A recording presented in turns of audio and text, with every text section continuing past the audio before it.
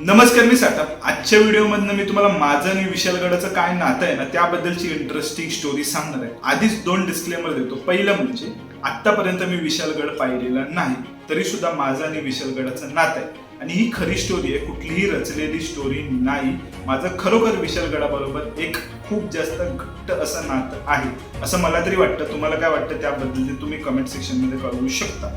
त्याचबरोबर ह्या व्हिडिओमधनं मी कुठल्याही प्रकारे कोण बरोबर किंवा कोण चुकीचं या प्रकारचं स्टेटमेंट देणार नाही. तुम्हाला जर काय वाटतं ना त्या विषयाबद्दल ते तुम्ही कमेंट सेक्शनमध्ये व्यक्त होऊ शकता. तो तुमचा व्यक्ती स्वातंत्र्याचा विषय आहे. फक्त एकच गोष्ट सांगेन, कमेंट करताना जबाबदारीपूर्वक कमेंट करा. त्याचबरोबर व्हिडिओ आवडला तर तुम्हाला माहिती आहे लाईक करायला बिलकुल विसरू नका, शेअर करा. व्हिडिओबद्दल काय वाटतं ते सुद्धा कमेंट सेक्शनमध्ये तुम्ही कळवू शकता. त्याचबरोबर सबस्क्राईब करायला मात्र बिलकुलच विसरू नका, कारण सबस्क्राईब केलं तर सबस्क्रिप्शनचे फार बेनिफिट्स मला मिळतील आणि काय फुकट आहे, त्यामुळे तुम्हाला कुठलेही पैसे लागणार नाहीत. आता मी विषयाकडे वळतो. तर बघा, आपल्या हिंदवी स्वराज्यासाठी छत्रपती संभाजी महाराज कामी आले. त्यानंतर 1700 मध्ये आपले छत्रपती राजाराम महाराज सुद्धा आपल्याला सोडून गेले.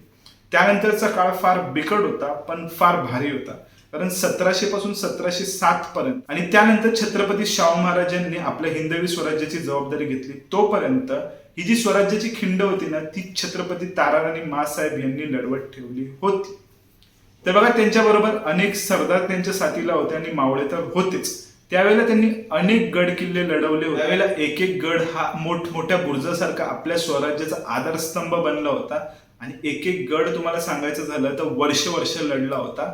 आणि ह्या औरंगजेबाला इथेच 1707 मध्ये प्रत्येक आपल्या गडाने ठेचून मारला होता. शब्दशः तुम्ही अर्थ घ्या, औरंगजेबाला आपल्या प्रत्येक गडाने, आपल्या प्रत्येक मावळ्याने मारला होता.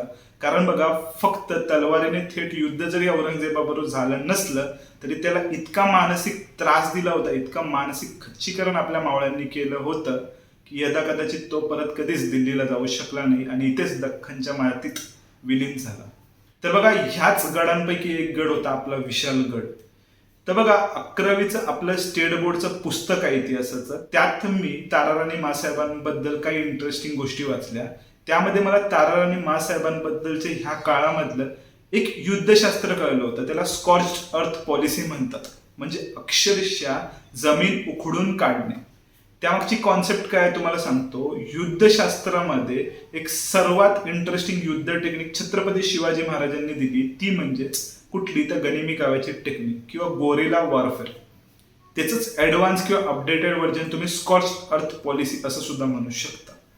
ही एक्सप्लेन करण्यासाठी आहे ना मी तुम्हाला दुसऱ्या महायुद्धातील जर्मन आणि रशियन्स यांच्यामध्ये झालेल्या युद्धाबद्दलची इंटरेस्टिंग गोष्ट सांगतो. तर बघा, जर्मन्स ज्या वेळेला रशियाच्या दिशेने कूच करत होते ना त्यावेळेला रशियन सैनिकांनी एक इंटरेस्टिंग गोष्ट केली होती. त्यांना माहिती होतं की महिन्याभराने आता विंटर म्हणजेच थंडीचा ऋतू सुरू होणार आहे आणि थंडी रशियामधली सर्वात जास्त जीव घेण्याची थंडी असते. आणि त्याच वेळेला त्या कडाक्याच्या थंडीमध्ये जर जर्मन सैनिकांना रसद मिळाली नाही ना तर हे जर्मन सैनिक इथेच ह्याच मातीत मरतील आणि आपला कदाचित विजय होऊ शकतो.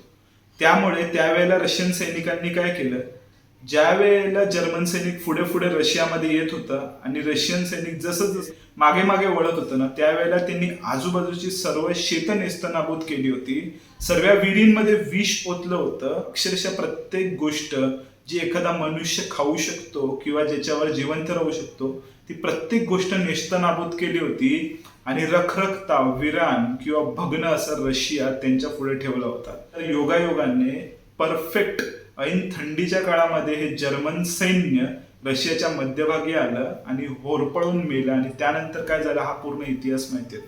तशाच प्रकारची पण त्यापेक्षा प्राबल्य युद्धनीती मराठ्यांनी कित्येक वर्ष आधी वापरली होती आपल्या युद्धतंत्रामध्ये. तर बघा, त्यावेळेचं उदाहरण द्यायचं झालं तर विशालगडाने सुद्धा अशाच प्रकारचं सामर्थ्यशाली शौर्य दाखवलं होतं. सेवेचे ठाई तत्पर नावाचं एक युट्यूब चॅनल आहे, त्यांची एक पॉडकास्ट सिरीज सुरू होती ज्यामध्ये आपण प्रश्न विचारायचे आणि ते उत्तर देणार.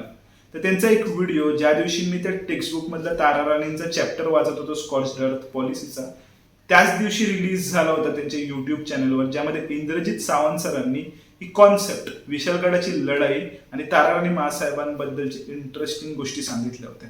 आणि त्यावेळेला योगायोगाने त्यांनी एका मावळ्याचा किंवा एका सरदाराचा रेफरन्स दिला होता. त्यांचं नाव होतं प्रतापजी साटम. महाराणी ताराबाई त्यावेळेला प्रतापगडावर होत्या. अच्छा. आणि प्रतापगडावरून ते सैन्य संचलन करत होत्या. अच्छा. त्यांनी आपल्या सैनिकांना त्यावेळेला पत्र दिलेत, जे प्रतापजी साटम हे राणोजी घोरपडे होता त्यावेळेला, संताजी घोरपडेचा मुलगा, ह्यांना सांगितलं की तुम्ही औरंगजेबाला प्रतापगडकडे येऊन देऊ नका, विशाळगडाकडेच तुम्ही एंगेज ठेवा, म्हणजे औरंगजेबाचं 1 वर्ष त्याच्यात जायला पाहिजे. आणि खरं मराठ्यांनी तब्बल 6 ते 7 महिने हा वेढा चालला. पण एवढं ते सैन्य औरंगजेबाचं हैराण झालेलं होतं, कारण ते किल्ला त्यांना जिंकूच शकत नव्हते हे त्यांच्या लक्षात आलं होतं. आणि मग मराठी त्या किल्ल्यातनं बाहेर पडले, 2 लाख रुपये घेऊन बाहेर पडले. आणि ताराबाईंची ही रणनीती जी होती ती कशी यशस्वी झाली बघा. बरोबर 6 जूनला किल्ला औरंगजेबानं जिंकला तो. आणि औरंगजेब गेला तिथं मलिकरायांच्या दर्ग्यात, तो नमाज पडला, खाली आला आणि त्याने लगेच परतीचा प्रवास सुरू केला. ते नाव ऐकलं आणि मी एकदमच भारावून गेलो. इतका फिल्मी योगायोग असू शकतो एखाद्याच्या आयुष्यामध्ये. तर बघा, हेच विशाळगडाचं आणि माझं नातं आहे. विशाळगडाच्या लढाईमध्ये यदाकदाचित माझे सुद्धा पूर्वज लढले होते आणि त्याचमुळे विशाळगड मला फार जवळच आहे. आणि विशाळगडाने जवळपास 1 वर्ष आपल्या स्वराज्याची खिंड लढवली होती. त्याच विशाळगडाची आज काय अवस्था आहे त्याबद्दल तुम्हाला काय वाटतं ते कमेंट सेक्शन मध्ये कळवा. कोण बरोबर आहे, कोण चूक आहे. प्रत्येक आपला किल्ला आहे ना, त्याने आपलं स्वराज्य लढवत ठेवलं होतं आणि त्याचमुळे आपण हा दिवस पाहतोय. तर आता आपल्याला किल्ल्यासाठी लढायचंय, आपल्याला किल्ला लढवायचा आहे आणि त्यासाठी आपल्याला प्रयत्न करायचा आहे. तर आपण तो प्रयत्न करत राहू. बाकी हर हर महादेव, जय जिजाऊ, जय शिवराय.